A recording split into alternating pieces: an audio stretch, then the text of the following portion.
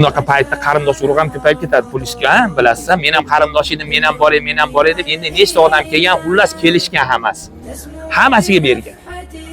Kelgandan keyin ketayotganda endi quruq ketmanglar degan ekan. Hammasiga umumiy 1 million real bergan ekan. 100 ming emas. 1 million realni endi eplab qolash men bo'lishib olinglar endi deb. Endi eplab bo'lishib olgan bo'lsa kerak endi.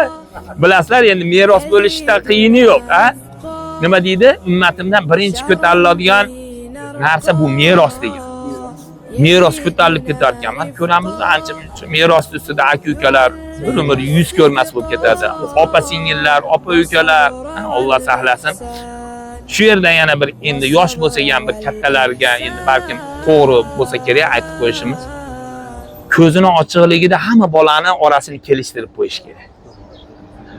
Senga ma'qulyapti, senga ma'qulyapti. Rozimisan? Ishqili mendan keyin yuz ko'rmas bo'lib ketishmagin, talashib qolishmagin bolam deb hammasini adolat bilan shunday ham, ha? Eng kenjasi yaxshi ko'rganiga yaxshisini berib yoki buni muqobilida farzandni ajratmasdan to'g'ri kimnidir qo'li ochiqroq bo'ladi. Alloh uni boyroq qilgan bo'ladi.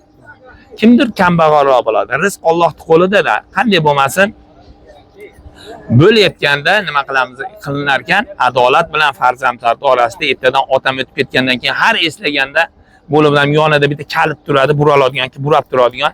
Dadingiz ukangizga ko'p tashab ketgan, yo akangizga ko'p tashab ketgan demasdan, inshaalloh adolat bilan ish tutsak, maqsad teng ko'rishlik maqsadga muvofiq. Alhamdulillah, vassalatu vassalamu ala rasulilloh.